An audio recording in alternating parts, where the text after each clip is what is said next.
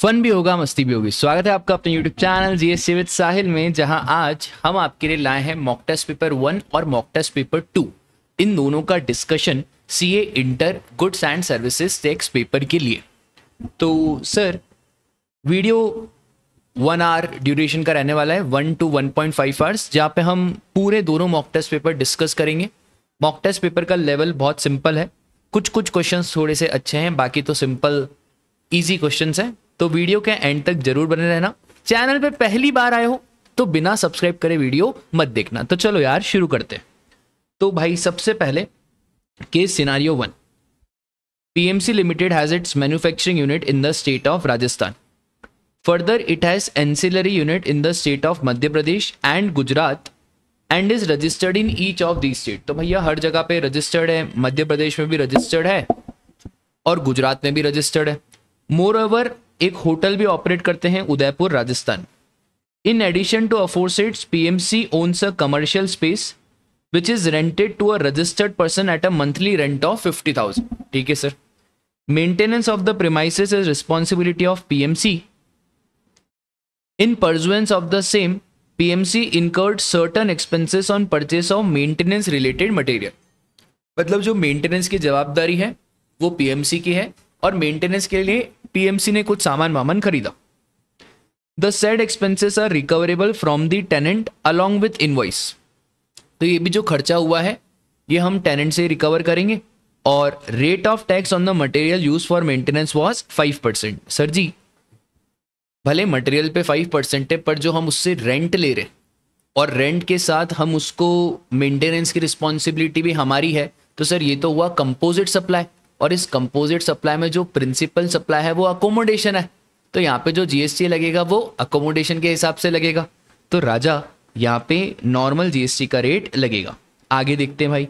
During the year PMC has agreed to provide hotel to mister X for a business conference to be held at Udaipur. X is a unregistered person. Sir hotel दिया है तो place of supply रहता है location of immovable property Udaipur में है, तो place of supply हो गया हमारा उदयपुर। भाई पीएमसी का जो होटल है वो भी उदयपुर में ही है, तो सीजीएसटी एसजीएसटी लगेगा। लोकेशन ऑफ सप्लायर और प्लेस ऑफ सप्लाई, ये देखो लिखा है ना, owns and operates a hotel in Udaipur Rajasthan. In addition to aforesaid transaction PMC spent an amount of ₹5 lakh on procurement of certain goods which were distributed as a part of CSR। भाई ये जो CSR का खर्चा करा है सेक्शन 17 सबसेक्शन 5 में blocked रहता है। All amounts are exclusive of GST। The rate of GST on inward and outward supply is 18%। आपको आंसर बताना है, बहुत सिंपल क्वेश्चन है sir. Renting of commercial space क्या रेट रहेगा? तो सर कमर्शियल स्पेस के लिए रेट रहेगा हमारा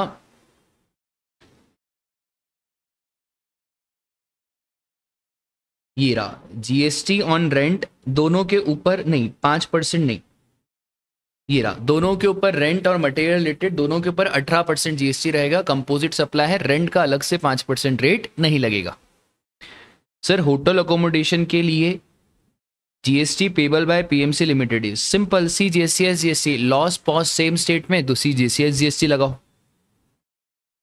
सर व्हाट अबाउट सीएसआर? तो सीएसआर का आईटीसी नहीं मिलेगा, तो amount of ITC is not available. हो गया, सिंपल क्वेश्चन। आगे आ जाओ। Ananya and company a partnership firm is engage in retail trade since 1 April. The firm become liable for registration on 1 October. However it applied for registration on 10 अक्टूबर। भाई 1 अक्टूबर को ये liable हो गए, 10 अक्टूबर को इन्होंने अप्लाई करा। तो अगर इन्होंने 30 दिन के अंदर अंदर अप्लाई कर दिया तो जिस दिन ये लाइबल हुए से उस दिन से जीएसटी नंबर इफेक्टिव हो जाएगा। तो 1 अक्टूबर से इफेक्टिव डेट ऑफ रजिस्ट्रेशन, और 1 अक्टूबर के एक दिन पहले जो भी स्टॉक रहेगा उसका ये क्रेडिट ले सकते हैं। तो 1 अक्टूबर के एक दिन पहले डेट इज 30 सितंबर, तो 30 सितंबर को जो भी स्टॉक है उसका ये क्रेडिट ले सकते हैं। It had inputs held in stock semi finished finished goods. Firm was granted certificate, उससे कोई लेना देना नहीं है कि रजिस्ट्रेशन सर्टिफिकेट कब मिला। Ananya needs to transport one consignment to the transporter and then to consignee। तो फर्म की गोडाउन से लेकर ट्रांसपोर्टर का डिस्टेंस 20 किलोमीटर है। सर 20 किलोमीटर से एक बात याद आती है कि अगर डिस्टेंस 20 किलोमीटर होता है तो पार्ट भी अपडेट करने की जरूरत नहीं है। और ट्रांसपोर्टर से कंसाइनी का डिस्टेंस है 99 किलोमीटर। सर यहाँ पे तो आपको अपडेट करना पड़ेगा, यहाँ पे ऐसा नहीं है, मतलब ई वे बिल भी बनाना पड़ेगा। और यहाँ पे godown of the firm and transporter, अच्छा 20 किलोमीटर तक का डिस्टेंस है, तो वो तो 50 किलोमीटर तक की बात होती है ना, तो यहाँ पे तो there is no e way bill required, पर यहाँ पे 99 किलोमीटर्स में तो आपको बनाना पड़ेगा। देखते हैं ऑप्शन कैसा क्या है। फिर सर आगे इन्होंने बोला हुआ है all the supplies are intrastate unless otherwise specified, determine the effective date of registration. तो sir effective date of registration हमारा आएगा 1 अक्टूबर, 30 दिन के अंदर अंदर अप्लाई कर दिया। सर आईटीसी 1 अक्टूबर के ठीक एक दिन पहले 30 सितंबर तक का जो भी स्टॉक है आईटीसी मिल जाएगा। फिर which of the following statement is true in respect of furnishing the details of conveyance in part number B. हाँ जी सही तो बोल रहा था मैं।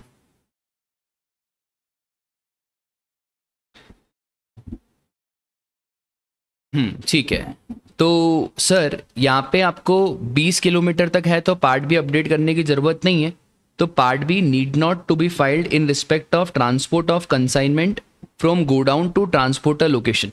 ठीक है, पर सर वहाँ पे तो आपको बनाना पड़ेगा। कहाँ पे बनाना पड़ेगा राजा? तो आपको ये ट्रांसपोर्टर से कंसाइनी तक का जो डिस्टेंस है 99 किलोमीटर, वहाँ पे आपको पार्ट नंबर बी अपडेट करना पड़ेगा। ठीक है, देखो यहाँ पे मैं आपको एक पॉइंट बता रहा हूँ, अगर डिस्टेंस 20 किलोमीटर का है from the place of consignor to weighbridge, ये याद रखना वे ब्रिज की अब बात कर रहे हैं, टोल काटे की बात कर रहे हैं, और वे ब्रिज से वापस कंसाइनर तक का भी डिस्टेंस 20 किलोमीटर तक का है, तो ई वे बिल बनाना ही नहीं है। और अगर बात 50 किलोमीटर की चल रही है, ये देखो अगर 50 किलोमीटर तक का मूवमेंट है कंसाइनर से लेकर ट्रांसपोर्टर और ट्रांसपोर्टर से लेकर कंसाइनी, तो 50 किलोमीटर तक डिस्टेंस है, तो पार्ट बी अपडेट करने की जरूरत नहीं है, ई वे बिल बनाना है। तो बस यहाँ पे सर ये जो 20 किलोमीटर तक का डिस्टेंस है ई वे बिल बनाना है, पार्ट बी अपडेट नहीं करना, क्योंकि यहाँ पे वे ब्रिज उसका तो कुछ है ही नहीं सीन, और यहाँ पे इधर 50 किलोमीटर से ज्यादा है, तो यहाँ पे आपको सर पार्ट बी अपडेट करना पड़ेगा और ई वे बिल तो बनाना ही पड़ेगा। आगे आ जाओ। Sahni and company a partnership firm imported the following services during February. Architect services from Mr. Vipul, a partner of the firm who resides in France, for 1 lakh.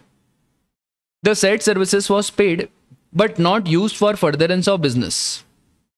भाई import of services है और अगर consideration है तो no matter business use है या personal use है, supply बनेगा। तो सर ये तो import of services है, 1 लाख रुपए, ये सप्लाई बनेगा नो मैटर बिजनेस यूज है या पर्सनल यूज है। Management consultancy services from mister Kishore, a renowned lawyer in Sydney, who was an ex employee of the firm. Raja ex employee is not a related person. The value of said services was ₹3 lakh. Even though it was used in furtherance of business, no consideration was paid by the firm. Sir जब consideration पे नहीं करा तो schedule 1 check करो। अच्छा schedule 1 में जो para 4 है वो बोलता है import of services from related person. भाई ये तो एक्स एम्प्लॉय है, ये रिलेटेड पर्सन ही नहीं है, और जब ये रिलेटेड पर्सन ही नहीं है तो फिर ये सप्लाई नहीं बनेगा। तो कितना import of services that will be treated as supply? Only 1 lakh. ठीक है। अनिमेश ने ई चालान जनरेट करा 5 दिसंबर। ई चालान 15 दिन के लिए वैलिड होता है, तो 5 दिसंबर प्लस 15 दिन 20 दिसंबर तक के लिए वैलिड रहेगा। आगे आ जाओ। Amaze limited Delhi, a registered supplier manufacturing machinery, has made a taxable supply of machinery during the month of March. It furnish the following details for each such machinery supplied. हम ये मॉक टेस्ट पेपर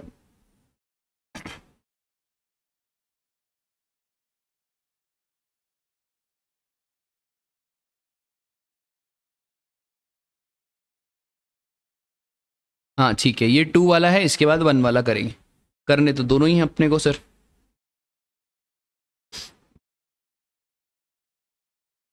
तो list price है 10 lakh. Subsidy receive from central government for supply of machinery to the government school exclusively related to supply of machinery. ठीक है sir, central government से subsidy मिली है और एक्सक्लूसिवली रिलेटेड है, प्राइस लिंक्ड है, इसको जोड़ने की जरूरत नहीं है। एनजीओ की सब्सिडी जोड़ो 10 लाख और 2 लाख 12 लाख। म्यूनिसिपल अथॉरिटी का टैक्स जोड़ो, CGST, SGST, IGST, UTGST, compensation cess को छोड़ के जो भी टैक्स है जोड़ो। पैकिंग चार्जेस भी जोड़ो तो 10 लाख, 12 लाख, 14 लाख 50,000, 15 लाख 75,000, 15,75,000। आगे क्या पूछ रहा है? The list prices after considering the 2 subsidies, however other charges are over and above the list price. ठीक है, ये कुछ काम का नहीं है। Further the company has provided the following information pertaining to GST paid on purchase. मतलब ये सब आईटीसी की बातें। Sir raw material to be received in the month of April. भाई हम मार्च का कर रहे हैं, अप्रैल में मिलेगा तो आज आईटीसी नहीं, अप्रैल में आईटीसी ले लेना, अभी भूल जाओ।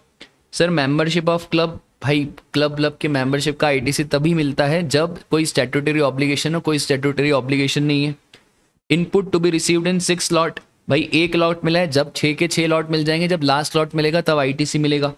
Truck use for transport of raw material, ITC मिल जाएगा, अज्यूमिंग की जो डेप्रिसिएशन है वो कॉस्ट पे लिया है, जीएसटी कंपोनेंट उसमें शामिल नहीं है।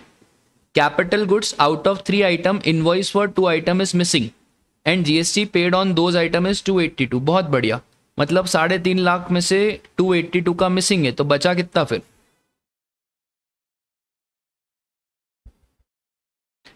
तो 68,000 का बच गया, उसका आईटीसी ले लो भाई। Rate of CGST all invert supply ITC invert, compute the net GST payable in cash. तो सर हमको नेट जीएसटी पेबल निकालना है। क्वेश्चन में ऐसी कोई दम वाली बात तो नहीं है। देखो ध्यान से, सबसे पहले सप्लाई ऑफ मशीनरी 15,75,000, हमारा भी यही आया था सर। इसके ऊपर लगाएंगे क्या? तो इसके ऊपर हम क्या लगाएंगे वो इस बात से डिसाइड होगा कि मशीन बेची किसको है।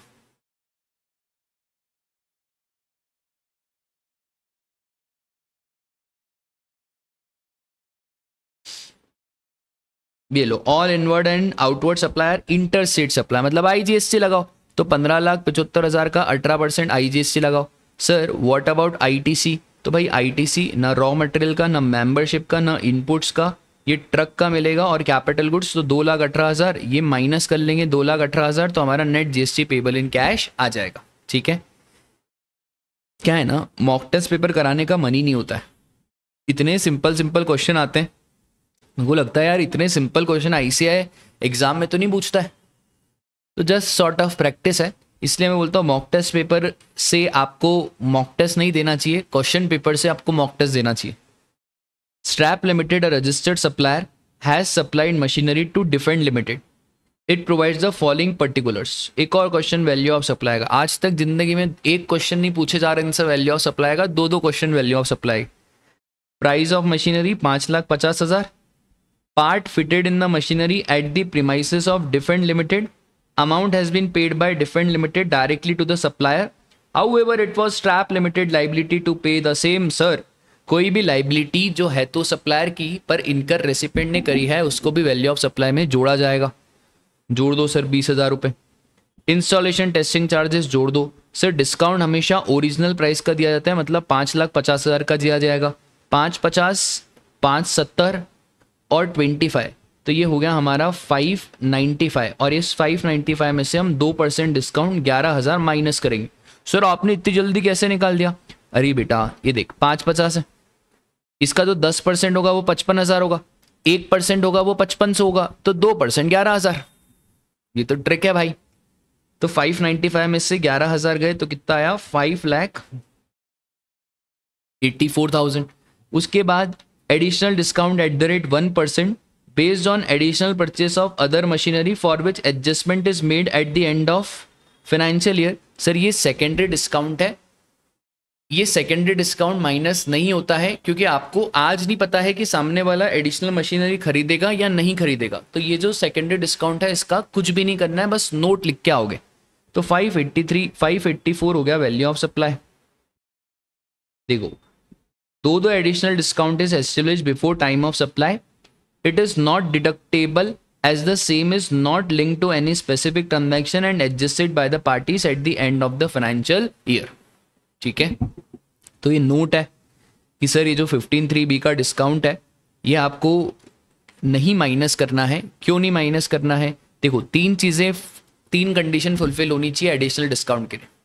सप्लायर और रेसिपिएंट का एक एक्सप्रेस इम्प्लाइड एग्रीमेंट कॉन्ट्रैक्ट होना चाहिए, सामने वाला recipient input tax credit reverse करे, और ये जो डिस्काउंट है that is linked to the particular transaction. तो यहाँ पे सर डिस्काउंट पर्टिकुलर ट्रांजैक्शन से लिंक ही नहीं है। यहाँ पे जो डिस्काउंट है वो तो सेकेंड मशीनरी खरीदने के बाद फर्स्ट मशीनरी में एडजस्ट होगा। तो same is not link to any specific transaction, और पार्टीज ने एट द एंड एडजस्ट करा है, आईटीसी रिवर्स करा है, वो भी नहीं बोला। ठीक है, आपको एक चीज़ याद रखनी है, एडिशनल डिस्काउंट हमेशा यहाँ पे नीले आता है। ठीक है, आज तक सीए इंटर में ऐसा कोई क्वेश्चन नहीं आया है और ना ही आएगा जहाँ पे वो आपसे एडिशनल डिस्काउंट और ये सब रिवर्सल की बात करे। ठीक है, आगे आओ। Examine whether the activity of import of services would amount to supply. Miss Shanaya, इधर ध्यान दो, रिसीव्ड इंटीरियर डेकोरेशन सर्विसेज, ये तो उसमें थी ना शायद स्टूडेंट ऑफ द ईयर में, पता नहीं। Received interior decoration services for her residence located at Bandra Mumbai from her brother mister David residing in Sydney. भाई इधर ध्यान दो, इधर देखो, इंपोर्ट ऑफ सर्विसेज में दो बातें। अगर इंपोर्ट ऑफ सर्विसेज में कंसिडरेशन है तो आपको कुछ भी नहीं देखना है, बिजनेस यूज है, पर्सनल यूज है, रिलेटेड है, नॉट रिलेटेड है, सप्लाई बनेगा। दूसरी बात, इंपोर्ट ऑफ सर्विसेज से अगर विदाउट कंसिडरेशन है तो विदाउट कंसिडरेशन में दो कंडीशन फुलफिल होनी चाहिए, एक तो रिलेटेड पर्सन होना चाहिए और दूसरा इन द कोर्स और फर्दरेंस ऑफ बिजनेस होना चाहिए, तो ही जाके सप्लाई बनेगा। अगर ये दोनों कंडीशन फुलफिल होती है तो सप्लाई बनेगा, फिर अगर नहीं फुलफिल होती है तो सप्लाई नहीं बनेगा। ठीक है, अच्छा फैमिली की डेफिनेशन याद रखना सर, फैमिली में spouse and children are always the part of family. Brother sister parents grandparents ये फैमिली का पार्ट तभी बनेंगे जब ये आपके ऊपर होली डिपेंडेंट रहेंगे। अच्छा, जो ब्रदर इन लॉ है वो फैमिली का पार्ट नहीं बनता है, ऐसा हमने एक एमसीक्यू में आपको बताया था जब अपन केस सिनारियो की वीडियोस कर रहे थे। तो miss Shanaya received interior decoration services for her residence located at Bandra Mumbai from her brother mister David residing in Sydney Holi dependent, मतलब सर ये फैमिली का पार्ट तो बन गया। डिड नॉट पे एनी कंसिडरेशन, भाई सबसे पहले अगर आपको विदाउट कंसिडरेशन है तो दो कंडीशन फुलफिल होनी चाहिए, एक तो रिलेटेड और एक बिजनेस। और सर यहाँ पे बिजनेस हम रेसिपेंट के एंगल से दिखते हैं, मतलब शनाया जी के एंगल से देखेंगे, सर रेसिडेंस है इसका तो ये बिजनेस यूज नहीं है तो सप्लाई नहीं बनेगा। Will your answer change if in above case Shania has taken interior decoration service with regards to business premise? हाँ सर, अगर business premise के लिए ले लिया तो फिर तो ये सप्लाई बन जाएगा। आओ भाई देखिए भाई आंसर, ये देखो क्या सही समझाते हैं। पहले ये पूरा स्केड्यूल 1 बताएंगे कि स्केड्यूल 1 पैरा नंबर 4 बोलता है import of services by a taxable person from related person located outside India without consideration is treated as supply only if it is provided in the course or furtherance of business। फिर ये बताएंगे sir related person if they are member of same family, फिर family का मतलब, और फिर आएगा इनका आंसर। ठीक है, ये देखो services for a residence not in the course और फर्दरेंस ऑफ बिजनेस, तो consequently this would not be treated as supply. In the above case, if Shania has taken interior decoration services with regards to her business premises, would be treated as supply as the same are provided। हाँ तो वही बात है, business के लिए तो supply बन जाएगा। आगे आओ भाई, briefly examine the taxable value in the following independent cases। Rangi Transporter, a registered GTA, provided services of transportation of goods to Taneja and Taneja Company, an unregistered partnership firm। Taneja and Taneja paid 8,000 to Rangi Transporter as consideration। Sir अगर आपको GTA याद हो तो मैंने specifically बताया था कि sir अगर GTA स्पेसिफाइड रेसिपिएंट को सर्विसेज दे रहा है तो GST लग के रहेगा चाहे जो हो जाए। सर क्या पार्टनरशिप फर्म स्पेसिफाइड रेसिपिएंट में आता है? हाँ sir, partnership firm specified recipient में आता है। तो सर ये जो GTA पार्टनरशिप फर्म को सर्विसेज दे रहा है यहाँ पे GST लगेगा अगर हमारा GTA रजिस्टर्ड है। तो ये जो बिल बनाना पड़ेगा भाई, अब रजिस्टर्ड तो है ये, तो इसने कौन सा ऑप्शन लिया है, 12% वाला ऑप्शन लिया है या 5% वाला ऑप्शन लिया है? तो इन्होंने ये तो नहीं बताया, इन्होंने जस्ट पूछा है टैक्सेबल वैल्यू। तो सर टैक्सेबल वैल्यू 8,000 होगी, GST आएगा। इनफैक्ट अगर ये अनरजिस्टर्ड भी होता ना तो ये जो पार्टनरशिप फर्म को सर्विसेज दे रहा है, इस पार्टनरशिप फर्म को जीएसटी में पहले रजिस्ट्रेशन लेना पड़ता क्योंकि ये आरसीएम का ट्रांजैक्शन हो जाता, ठीक है। दूसरा, Amesh hospital provided services in sky natal intensive care for 2 days for which 12,000 are charge per day. भाई साहब, ये जो इंटेंसिव केयर यूनिट है ना, यहाँ पे कितना भी पैसा लग जाए रूम का, no GST. ICU, CCU, intensive care unit, यहाँ पे रूम के चार्जेस जितने भी हों कोई जीएसटी की बात नहीं होती। इन सबको छोड़ के अगर आपके रूम का चार्जेस 5,000 से ज़्यादा है तो पूरे अमाउंट के ऊपर जीएसटी लग जाएगा। बोलो माता रानी की जय। तो देखो भाई ध्यान से, services by GTA to unregistered person including unregistered casual taxable person other than partnership firm whether registered और not including AOP is exempt under GST. Thus GTA to partnership firm whether or not registered are liable to tax. तो भाई यहाँ पे इन्होंने simple बोला कि भाई देखो, जीटी अगर unregistered individual that is proprietorship या अनरजिस्टर्ड कैजुअल टैक्सेबल पर्सन को सर्विस देता है तो वहीं एग्जेम्प्ट होता है, इसके अलावा कहीं भी एग्जेम्प्ट नहीं होता। इसको घुमा फिरा के बोल दिया। फिर sir, clinical establishment by way of providing room other than ICU, CCU, intensive cardiac care unit, neonatal intensive care unit, जहाँ पे रूम चार्जेस 5,000 रुपये से ज़्यादा है तो टैक्सेबल। बट सर ये वाले जो रूम है ना, सीसीयू, आईसीयू, यहाँ पे कितना भी रूम चार्जेस हो, that are exempt from GST. Determine the time of supply in following cases. Chat GPT and company, oh sorry, GPT and company carried out the services of cleaning and repairing of tanks in an apartment complex for which the apartment's owners association showed a payment in cash on 4th April to them against the work of this description. ठीक है, the date of the work was not clear और GPT and company ने invoice भी issue नहीं करा और payment भी books of account में एंट्री नहीं करी। कोई दिक्कत की बात नहीं है sir. Time of supply section number 13 simple सी बात बोलता है कि अगर सेक्शन 13 सबसेक्शन 2 क्या बोलता है, अगर इनवॉइस टाइम पे इशू हो गया हो तो इनवॉइस डेट और payment date whichever is earlier. अगर इनवॉइस टाइम पे इशू नहीं हुआ हो तो completion date is provision of service date और payment date whichever is earlier. और एक सी क्लॉज रहता है, अगर दोनों भी नहीं मिल रहे तो जिस दिन हमारे रेसिपेंट ने बुक्स ऑफ अकाउंट में एंट्री करी वो बन जाएगा हमारा place of supply. Sir ji यहाँ पे सही में दोनों नहीं मिल रहे तो रेसिपेंट ने बुक्स ऑफ अकाउंट में एंट्री कब करी होगी, 4 अप्रैल, तो 4 अप्रैल बन जाएगा place of time of supply. ठीक है, तो देखो भाई सेक्शन 13(2) यही बोलता है, invoice payment whichever is earlier अगर इनवॉइस टाइम पे इशू हुआ है, प्रोविजन ऑफ सर्विस और payment whichever is earlier अगर इनवॉइस टाइम पे इशू नहीं हुआ है, और date on which the recipient shows the receipt of services in his books of account अगर clause A clause B apply नहीं होते। तो in this case neither the invoice has been issued nor the provision of services is available, और supplier ने कब entry करी ये भी मालूम नहीं है। तो सर अब सीधी सी बात है, टाइम ऑफ सप्लाई जब रेसिपेंट अपने बुक्स ऑफ अकाउंट्स में एंट्री दिखाएगा और यहाँ पे क्या हो जाएगा राजा, 4 अप्रैल हो जाएगा। बोलो सब माता रानी की जय। अब sir gas is supplied by pipeline to recipient. सबसे पहले जो गैस है ना ये गुड्स होता है, ठीक है, ये सर्विसेज नहीं है, ये गुड्स है।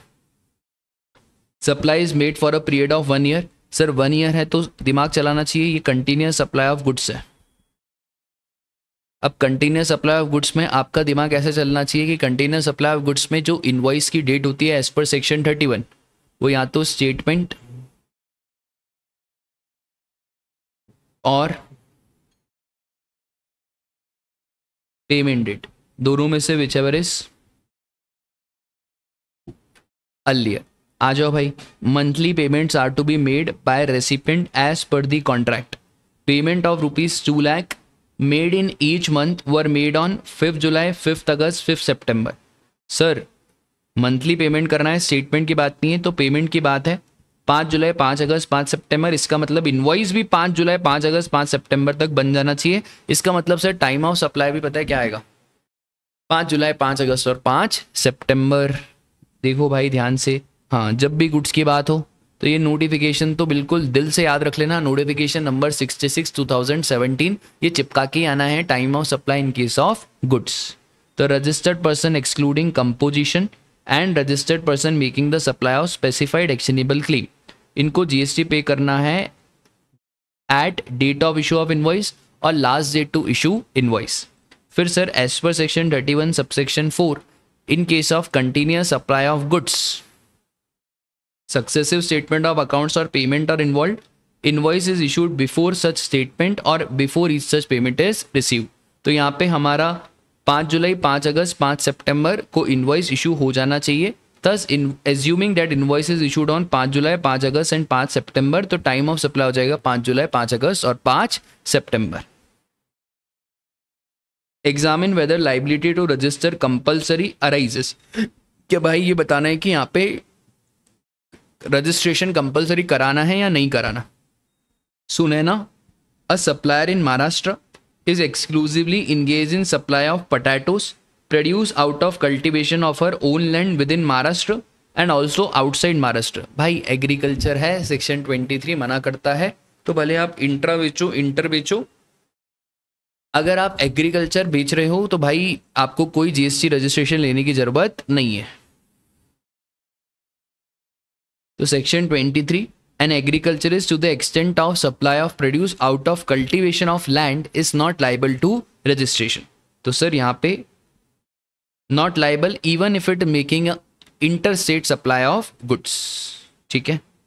और सर अगर टर्नओवर एक्सीड हो गया तो भी नहीं कराना भाई, क्योंकि सेक्शन 23 नॉट विथ स्टैंडिंग है, भले 100 करोड़ भी टर्नओवर हो जाए तो भी रजिस्ट्रेशन नहीं कराना अगर आप एग्रीकल्चर प्रोड्यूस में डील करते हो। फैनिल, ये कैसे नाम रखते हैं यार। Fenil is working as an agent, he is supplying taxable goods as an agent of Anthony, who is a registered taxable person, and its aggregate turnover does not exceed the applicable threshold limit during the financial year. Invoice to customer are issued in the name of Fanil। Sir ये जो हमारा agent है ये सच्चा agent है। सच्चा agent मतलब अगर कोई एजेंट इनवॉइस अपने नाम पे इशू करता है तो उसको हम बोलते हैं सच्चा एजेंट, और सर इस सच्चे एजेंट को कंपलसरी रजिस्ट्रेशन कराना पड़ता है। तो सर ये जो फैनिल भाई है ना, इस फैनिल भाई को सेक्शन 24 के हिसाब से कंपलसरी क्या कराना है, रजिस्ट्रेशन कराना है। तो देखो sir, section 24 of the CGST act provides that person who makes the taxable supply of goods on behalf of other taxable person whether as an agent or otherwise are required to obtain register compulsory irrespective of the quantum of aggregate turnover. तो यहाँ पे फैनिल भाई को registration लेना पड़ेगा। Done, आगे आ जाओ। Sir SME and company have defaulted in filing the return under section 39 that is GSTR 3B for the month of March within the specified due date. Sir March की due date क्या होती है, 20 अप्रैल राजा, तो return नहीं भरा इन्होंने। Reason for the delay is attributable to delay in closure of books for the March which has been finalized during May। तो बोल रहे हैं भाई हम मार्च की किताब क्लोज नहीं कर पाए, तो ठीक है भाई। The GST common portal prompted for the payment of late fees under section 47 for a sum of ₹2000। तो लेट फीस लग गई भाई 2000 की under CGST and SGST। Accountant sought your confirmation, accountant ने फोन लगाया CA आर्टिकल को, अरे ओ CA article for the payment of such late fees through the balance available in E credit ledger, give your guidance in this regard. ओ भाई साहब, late fees penalty का पैसा ई कैश लेजर से पे होता है। ई क्रेडिट लेजर सिर्फ आप आउटपुट टैक्स के लिए यूज कर सकते हो, तो भाई ई क्रेडिट लेजर से पेमेंट नहीं हो सकता, you have to compulsory use E cash ledger. ऐसे तो अगर मजा ही आ जाएगा, सब लोग लेट फीस पेनल्टी इनकर करेंगे, ई क्रेडिट लेजर से पे करेंगे, किसी को पिंच ही नहीं होगा। तो section 49(3 provides that amount available in e-cash ledger may be used for making payment towards tax, interest, penalty, fees or any other amount। Section 49(4 बोलता है वेरी वेरी इंपॉर्टेंट कि जो ई क्रेडिट लेजर में अमाउंट है वो सिर्फ यूज हो सकता है for payment of output tax under this act, और ई क्रेडिट लेजर का पैसा किसी भी दूसरी पेमेंट के लिए यूज नहीं हो सकता। तो सर अकॉर्डिंगली तो जो लेट फीस है shall be paid only via E cash laser. तो भाई अकाउंटेंट साहब आप गलत बोल रहे हो, और you have to pay only via E cash laser.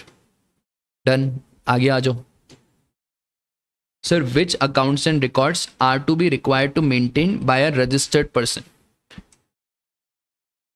भाई ये तो कितनी बार सिखाएंगे कि सर रजिस्टर्ड पर्सन को कौन कौन से अकाउंट्स एंड रिकॉर्ड रखने रहते हैं। सबसे पहले ट्रू एंड करेक्ट अकाउंट्स रखने हैं, ठीक है।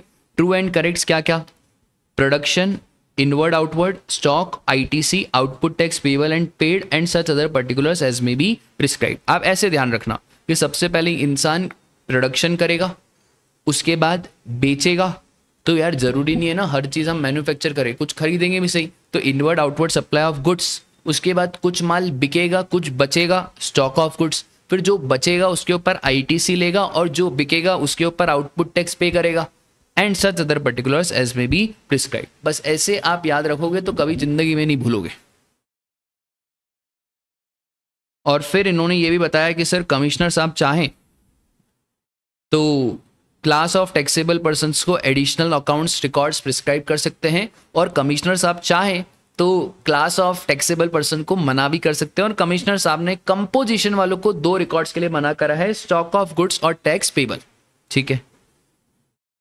List the details of outward supply which can be furnished using IFF facility. तो याद है आपको सर ये क्यूआरएमपी में आईएफएफ फैसिलिटी होती थी जहां पे 50 लाख रुपए तक के B2B इनवॉइसेस आप इन अ पर्टिकुलर मंथ इस आईएफएफ फैसिलिटी में अपलोड कर सकते हो।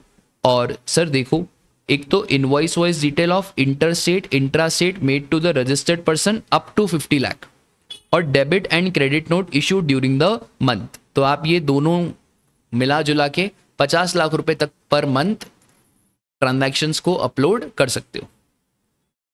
What are the commodities which have been kept outside the purview of GST? Examine the status of taxation after introduction of GST. भाई साहब, alcoholic liquor for human consumption, फिर वो 5 petroleum products, ये सब GST के बाहर है। एल्कोहलिक लिकर पे तो GST आएगा ही नहीं, उन 5 पेट्रोलियम प्रोडक्ट्स पे सेक्शन 9(2) बोलता है जब काउंसिल रिकमेंड कर देगी GST आ जाएगा। तो सर कॉन्स्टिट्यूशन ने बताया है आर्टिकल 366, इतना आपको याद नहीं रहेगा। तो एल्कोहलिक लिकर को तो कॉन्स्टिट्यूशन से ही बाहर करा हुआ है। और 5 petroleum products, petroleum crude, motor spirit, high speed diesel, natural gas and aviation turbine fuel, इनके ऊपर अभी GST नहीं लगता। जैसे ही GST काउंसिल डेट बोल देगी, जैसे ही GST काउंसिल रिकमेंड कर देगी डेट, तो उस तारीख से इनके ऊपर GST लग जाएगा। ठीक है। एक मॉक टेस्ट पेपर का डिस्कशन खत्म हुआ। अब सर दूसरा मॉक टेस्ट पेपर डिस्कस कर लेते हैं।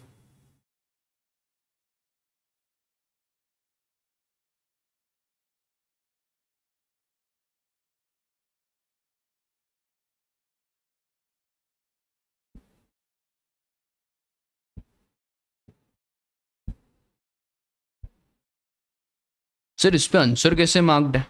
अरे वो मैं कल क्या कर रहा था ना, आपके लिए देख रहा था कि भाई ये मॉक टेस्ट पेपर का क्या लेवल है, तो टैबलेट पे आंसर मार्क करते जा रहा था। और क्या, आओ।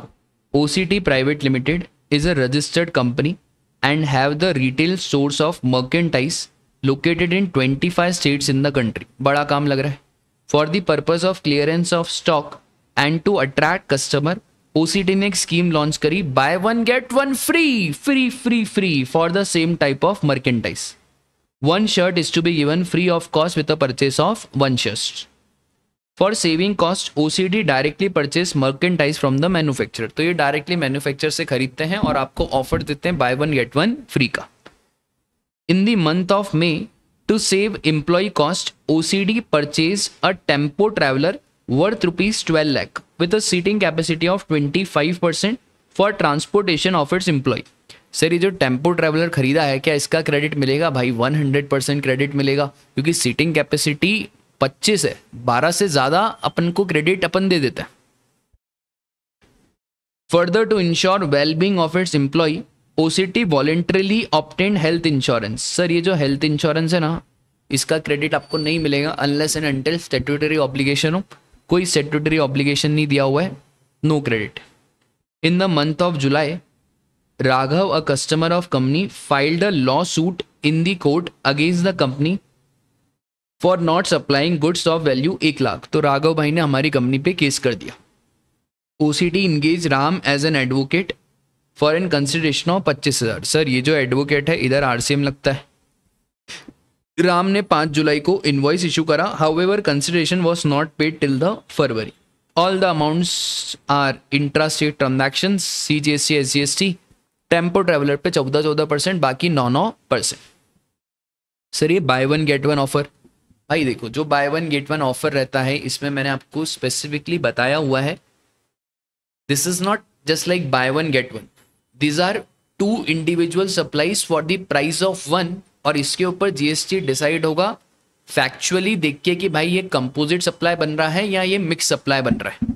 तो sir there are two individual supply where a single price is charge for the entire supply or taxability is charge whether the supply is composite or mix supply. तो ये सीबीआईसी के सर्कुलर ने भी यही क्लैरिफाई करा था। Eligible input tax credit for the month of मे, तो भाई टेम्पो ट्रैवलर पे मिलेगा, हेल्थ इंश्योरेंस प्रीमियम पे भूल जाओ। तो टेम्पो ट्रैवलर था कितने का भाई, 12 लाख। इस 12 लाख का 14% कितना क्या होता है भाई, तो ये आ गया 1,68,000, 1,68,000। तो CGST SGST 168 और फिर हेल्थ इंश्योरेंस पे निल, तो correct option would be B. Sir advocate की सर्विस, राजा एडवोकेट की सर्विसेज पे RCM लगेगा, और सर ये नेक्स्ट ईयर तक पेमेंट नहीं करा तो 180 दिन फ्रॉम इनवॉइस तक पेमेंट नहीं करा तो क्या ITC रिवर्स करना पड़ेगा? भाई RCM में वो 180 दिन वाली कंडीशन नहीं लगती, तो कोई रिवर्सल की बातें नहीं होगी। तो देखिए भाई CGST, हाँ ये तो सही है, OCD को ही पे करना है RCM में। ITC is to be added, नहीं भाई ITC ऐड नहीं होगा, 180 दिन वाली कंडीशन RCM वाले ट्रांजैक्शन पे नहीं लगती। सर राम तो पे करेगा नहीं, ये तो पूरे ही गलत है क्योंकि रिवर्स चार्ज लगेगा। हाँ OCD पे करेगा, the condition of payment within 180 days. ओ हो, ये वाला करेक्ट ऑप्शन है कि sir condition of the payment वो वाला इधर RCM में नहीं लगता। बहुत बढ़िया, आगे आओ। Sakshi and company a partnership firm registered under GST is undertaking various government projects. The firm has let out on hire the following vehicle: a motor vehicle to carry more than 15 passenger to state government electricity department। ध्यान रखना मेरे भाई, electricity department को motor vehicle दी है, exempt नहीं होती है। State transport undertaking को दी जाती है तो एग्जेम्प्ट होती है, 12 से ज़्यादा सीटिंग कैपेसिटी हो तो। और electronically operated vehicle to local municipal corporation, electronically operated vehicle to carry more than 12 passenger to local municipal corporation. हाँ जी हाँ, यहाँ पे आपका GST क्या हो जाएगा, एग्जेम्प्ट हो जाएगा। फिर electronically operated vehicle to carry up to 12 passenger, sir more than 12 होता है, अप टू 12 है, भूल जाओ, इधर भी आपको एग्जेम्पशन नहीं मिलेगी। The firm issued invoices pertaining to two independent outward supply, जहाँ पे एक इनवॉइस की वैल्यू 75,000 से कम थी और दूसरी 45,000 से ज़्यादा थी। तो ये जो 75,000 से कम थी इसमें आप डेबिट नोट इशू करोगे, और ये जो 45,000 से ज़्यादा थी इसमें आप फिर the firm received certain supply of goods amounting to ₹8,40,000 from registered person on which tax was payable under reverse charge. ठीक है sir, all amounts are exclusive, all the transaction are intra state. तो बताओ फटाफट से, in respect of vehicle let out of on hire services that are exempt from GST। तो कौन सी exempt है? बस सर ये सेकंड वाला एग्जेम्प्ट है, बाकी तो कोई एग्जेम्पशन नहीं है भाई। तो ये सेकंड वाला जो सर्विसेज है वो एग्जेम्प्ट हो जाएगा। तो सेकंड वाला मतलब letting on hire electronically operated vehicle to local municipality. Sir 75,000 के लिए डेबिट नोट और 45,000 के लिए क्रेडिट नोट। तो 75 के लिए डेबिट नोट, 45 के लिए क्रेडिट नोट, मतलब 1 and 4। Supply of goods amounting to 8,40,000 which are taxable under reverse charge. तो सर रिवर्स चार्ज में फर्म को payment voucher issue, delivery receipt voucher, payment voucher issue करना पड़ता है। और अगर सप्लायर अनरजिस्टर्ड हो, रेसिपिएंट रजिस्टर्ड हो और उस केस में रिवर्स चार्ज लग रहा है तो सेल्फ इनवॉइसिंग भी रेसिपिएंट को करनी पड़ती है। अब यहाँ पे इतना कुछ नहीं बोला गया है, इसमें सिर्फ पेमेंट वाउचर की बातें आपको ध्यान रखनी है। Saundarya Bazaar private limited registered in Maharashtra sales makeup kit via e-commerce operator beautyboast.com। Dhwani place an order of 20 sets each costing 11,800, GST 18%, मतलब 10,000 है plus 18% GST on 15 January. However he return 4 set back after 2 days. ये बढ़िया है भाई. Determine the value on which beauty should collect TCS. अच्छा sir, आपको मालूम है ना टीसीएस का रेट 0.5% हो गया है, तो ये ध्यान रखना, टीसीएस का रेट इज 0.5%. एक और चीज, अब कितने सर टीसीएस कटता है? Value of supply less sale return. तो sale minus sale return, net sales पे टीसीएस कटता है जीएसटी हटा के. तो ये 10,000, 20 सेट का तो 2 लाख, और 4 सेट बैक आ गए, मतलब 10,000 इंटू 4 40,000. तो 2 लाख में से 40,000 गया तो 1,60,000. तो बस 1,60,000 पे टीसीएस की बात हो जाएगी, 0.5%.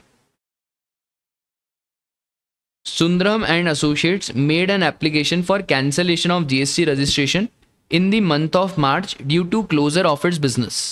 Its application for cancellation was approved with effect from 4th September by proper officer by passing the order on 14 September. In the given case, Sundrop is sir ji, यहाँ पे रजिस्ट्रेशन आपका कैंसलेशन की जो डेट मानी जाएगी वो लेटर मानी जाएगी. तो 4 और 14 सितंबर विच एवर इज लेटर, तो 14 सितंबर मानेंगे. इसके 3 महीने के अंदर अंदर आपको जीएसटीआर 10 में फाइनल रिटर्न फाइल करना होता है, मतलब 14 अक्टूबर, 14 नवंबर, 14 दिसंबर. तो required to file the final return on or before 14 December. ये इंपॉर्टेंट क्वेश्चन है. इंपॉर्टेंट इसलिए क्योंकि मैंने पास्ट ट्रेंड देखा है, ये वाला क्वेश्चन इनका फेवरेट है, मतलब ये फाइनल रिटर्न ये पूछते ही पूछते हैं. तो इसलिए यार बहुत इंपॉर्टेंट है, इसको आप करके जाना, ठीक है.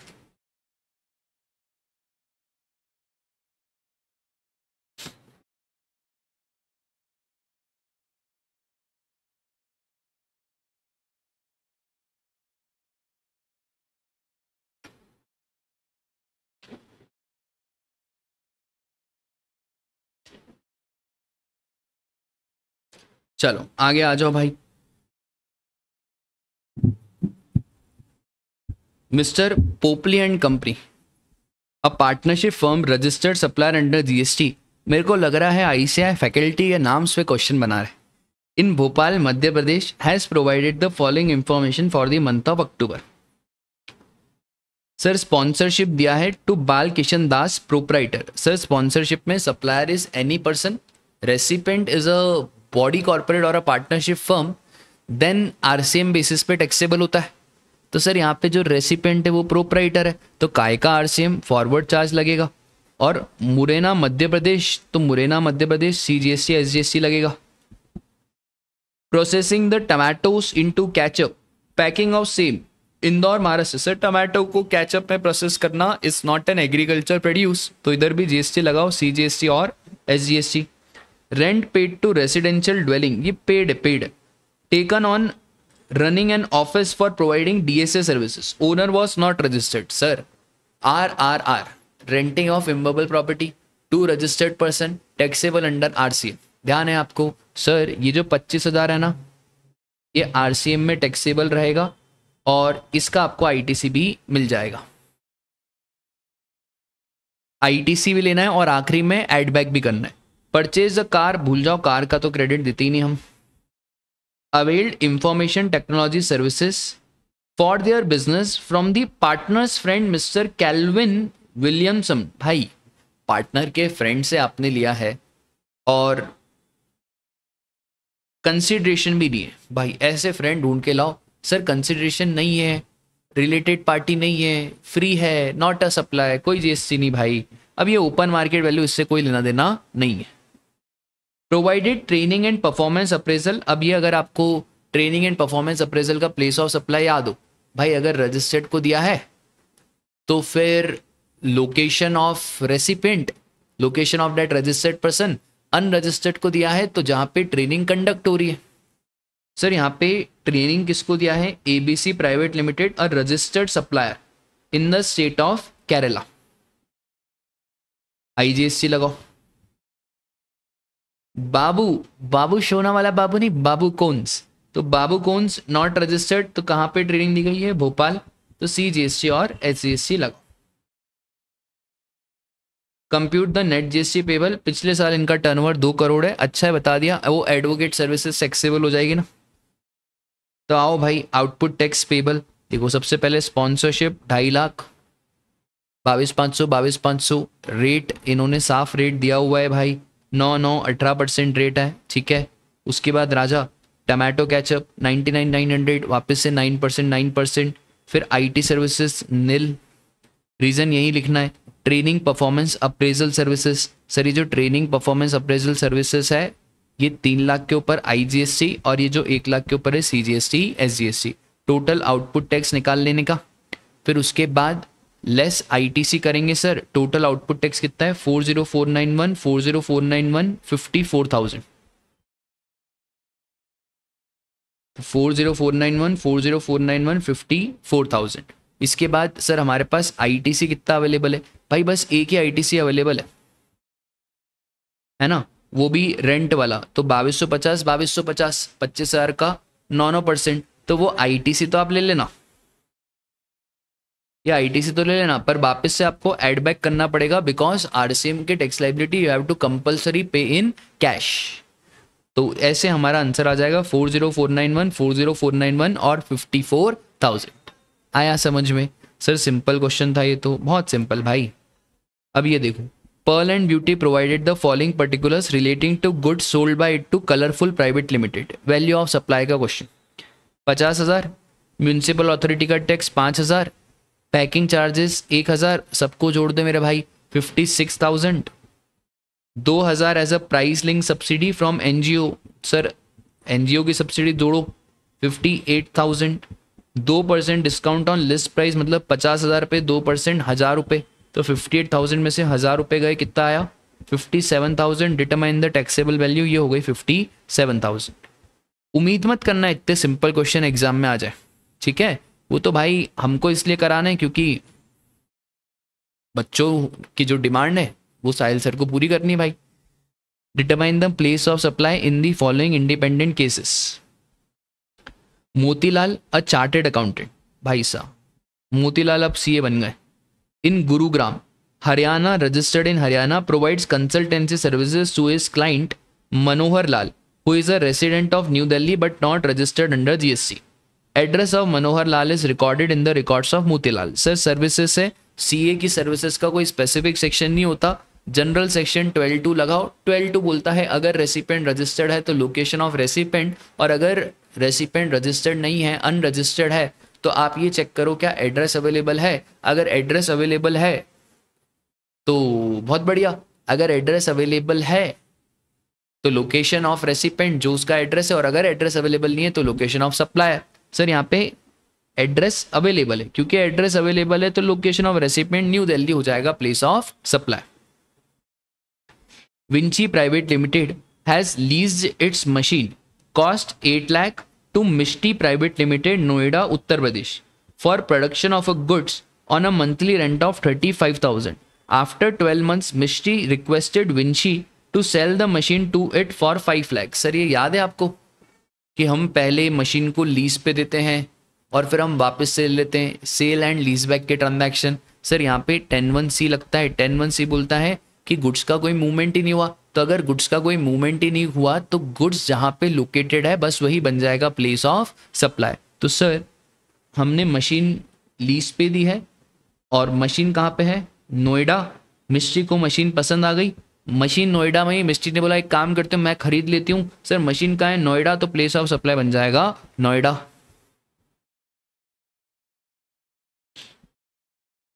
अनरजिस्टर्ड पर्सन के बारे में एड्रेस है तो location of such unregistered, address नहीं है लोकेशन ऑफ सप्लायर, तो एड्रेस है यहाँ पे न्यू दिल्ली।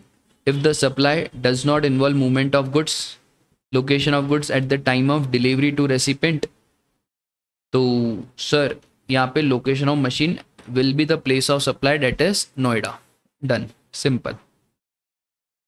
सोना बैंक लिमिटेड, क्या बैंक के नाम लाए, has furnished the following detail for the month of August, extending housing loan to the customer. Sir ये जो लोन दिया ये ट्रांजैक्शन इन मनी है, और जो ट्रांजैक्शन इन मनी है उसके ऊपर तो कोई जीएसटी की बात ही नहीं होती, क्योंकि वो तो गुड्स और सर्विसेज की डेफिनेशन से ही बाहर है। Processing fees collected from the customer, sir ये जो प्रोसेसिंग फीस कलेक्ट करिए उसके ऊपर तो हम जीएसटी की बात करेंगे। Interest on loans advances and deposit exempt होता है। Commission collected from customer on bank guarantee, इसके ऊपर भी जीएसटी लगाओ। सर क्रेडिट कार्ड लगाओ जीएसटी। हाउसिंग लोन का इंटरेस्ट से नो जीएसटी, मतलब 20 और 30, 50, 50 और 40, 90, तो 90 लाख के ऊपर सर जीएसटी लग जाएगा। डन। रीजन बहुत सिंपल है, एक बार ये हाउसिंग लोन का रीजन देखो, money does not constitute goods, extending housing loan is not a supply. खबरदार अगर आप ये लिख के आ गए एग्जेम्प्ट है, भाई अगर आप एग्जाम लिख के आए तो ऑल दो आंसर इधर नीले आएगा, पर मैं अगर चेक करूंगा तो आपके नंबर काटूंगा क्योंकि आपने रीजन ही गलत लिखा है। Ranvijay associates registered in Gujarat, deals in industrial grade iron and steel product, ठीक है। The proprietor of Ranvijay associates sold TMT iron bars to a retailer in Maharashtra at a value of 40,000। As per the agreement goods are to be delivered at the premises of retailer. Transportation cost 7,000 has been charged separately to deliver the same to the retailer. In the above determine whether an e-way bill is required to be issued. Sir e-way bill required है या नहीं वो depend करता है consignment value of goods से।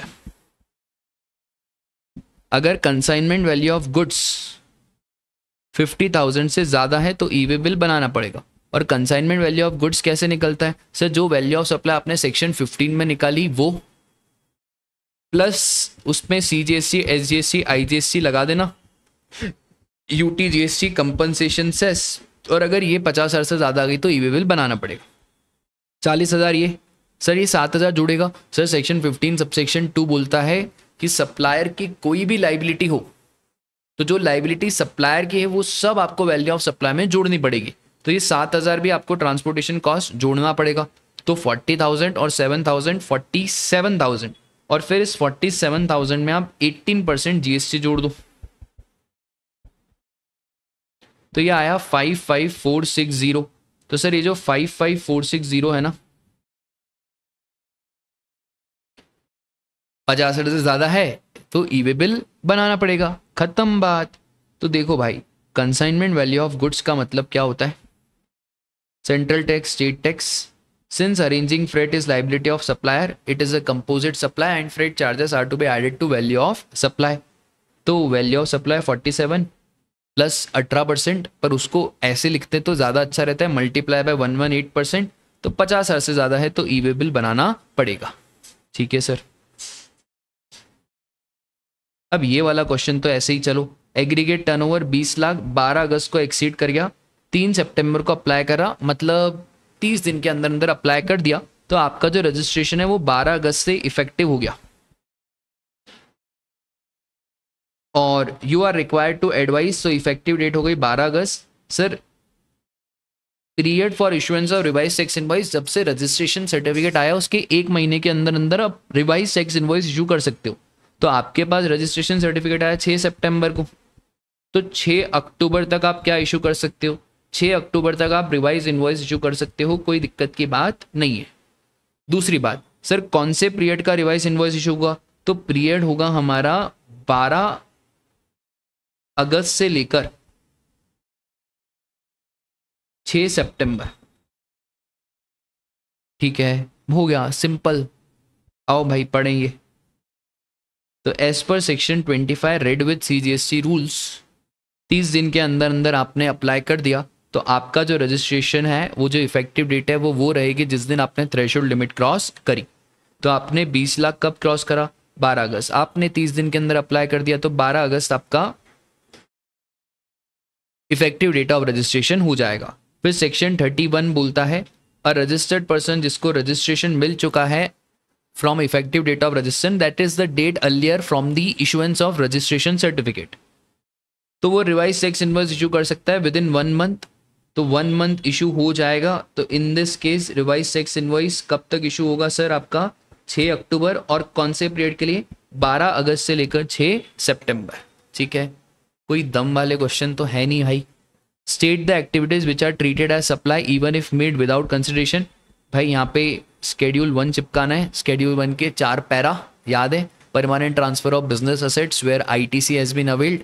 Para number 2, supply of goods and और services between distinct person and or related person in the course or furtherance of business. Para number 3, supply of goods by principal to agent where the agent undertakes further to supply the goods. And para number 4, import of services from related person, है ना, और establishment outside the India in the course और furtherance of business. ये होगा sir हमारे made without consideration.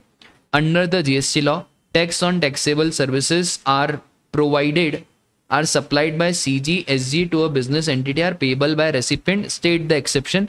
क्या हर बार government के जो भी सर्विसेज होती है उसमें रेसिपिएंट टैक्स पे करता है? नहीं भाई, जो पीवीटीआर है ना, उस पीवीटीआर में गवर्नमेंट खुद टैक्स पे करती है. पीवीटीआर बोले तो post office and railways, vessel, transportation of goods, transportation of passenger और renting of immovable property to unregistered person. तो सर देखो ध्यान से, तो renting of immovable property to unregistered, क्योंकि रजिस्टर्ड को करी तो आरसीएम आ जाएगा. Department of post and ministry of railways, ये याद रखना भाई, पोस्ट में मिनिस्ट्री ऑफ रेलवेज अमेंडमेंट है, लिख के आना. फिर aircraft vessel inside outside the presence of an port और एन एयरपोर्ट, और फिर ट्रांसपोर्ट ऑफ गुड्स और पैसेंजर. ठीक है, पीवीटीआर अपन ने इसको ध्यान रखा था. Who can be registered as GSTP under section 48. भाई ये वाला क्वेश्चन पढ़ के जाना, थ्योरी क्वेश्चन में ये ऐसे क्वेश्चन जानबूझ करके पूछते हैं जो बच्चे को आए ही नहीं, तो प्लीज इसको याद करके जाना. सर कौन कौन जीएसटीपी बन सकता है? सबसे पहले सिटीजन ऑफ इंडिया होना चाहिए, हौला नहीं होना चाहिए, साउंड माइंड का होना चाहिए, not adjudicated as insolvent and not been convicted by a competent court. तो ये तो बेसिक कंडीशन है. फिर सेटिस्फाइड फॉलोइंग कंडीशन. अब इसमें आपको कोई 5 पॉइंट ध्यान रखने. उल्टा चलो, उल्टा.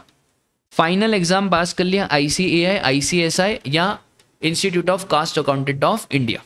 Has pass any other notified examination. 2 point तो याद हो गए. फिर उसके बाद acquired any of the prescribed qualification.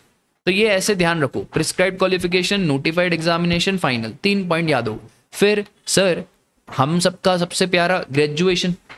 तो ग्रेजुएशन, पोस्ट ग्रेजुएट और its equivalent examination having a degree in specified discipline from any Indian university और degree examination of foreign university recognised by Indian university. भाई graduate हो, post graduate हो, Indian university का हो या foreign university ने अगर रिकॉग्नाइज करके रखा हुआ है तो भी चलेगा. ठीक है, ये हो गए 4 पॉइंट. फिर सर पुराने लोग, तो is enrolled as sales tax practitioner और tax return preparer under the earlier indirect tax law for a period not less than 5 years. मतलब कम से कम 5 साल का तो उसको तजुर्बा होना चाहिए. और is a retired officer of commercial tax department of any state government CBIC who during the service had worked in the post not lower than the group B gazetted officer for a period greater than or equals to 2 years. ठीक है, अब ये first वाला point अगर आपको याद नहीं भी हो रहा है तो क्या दिक्कत है? देखो सर, CA CS CMA का फाइनल एग्जाम पास कराओ, ग्रेजुएट पोस्ट ग्रेजुएट हो, इंडियन यूनिवर्सिटी फॉरेन यूनिवर्सिटी, अगर फॉरेन यूनिवर्सिटी में इंडियन यूनिवर्सिटी का कोर्स रिकॉग्नाइज है तो भी चलेगा, नोटिफाइड एग्जामिनेशन हो, प्रिस्क्राइब क्वालिफिकेशन हो तो भी चलेगा. सर वो पुराने लोग sales tax prepare, tax return prepare हो तो sales tax practitioner, tax return prepare, पर पुराने इनडायरेक्ट टैक्स में कम से कम 5 साल के लिए प्रैक्टिस कराओ. तो ये 5 पॉइंट. और ये तो अब याद ही रहना चाहिए. Citizen of India, sound mind का होना चाहिए, not educated is insolvent and has not been convicted by the competent court. Done, आगे आ जाओ. बस हो गया सर, आगे क्या आ जाओ. तो इसी के साथ हमारा mock test paper 1, mock test paper 2 दोनों का डिस्कशन होता है. उम्मीद करता हूँ आपको वीडियो अच्छी लगी होगी. तो अगर वीडियो आपको अच्छी लगी हो तो जस्ट वीडियो को लाइक करें और अपने जितने भी दोस्त हैं उनको शेयर करें. और टेलीग्राम चैनल है, जैसे ही आप टेलीग्राम पे CA साहिल बगई सर्च करोगे तो आपको एक टेलीग्राम चैनल मिलेगा GST विद साहिल. उस टेलीग्राम चैनल को आप फटाफट से ज्वाइन कर लो, जहाँ पे हम CA इंटर और CA फाइनल के लिए जो भी GST रिलेटेड वीडियोस रहते हैं MT पे RTP वो टाइम टू टाइम लाते रहते हैं. ठीक है, तो tata bye bye, take care, जय श्री कृष्णा. और हाँ, पढ़ाई करो.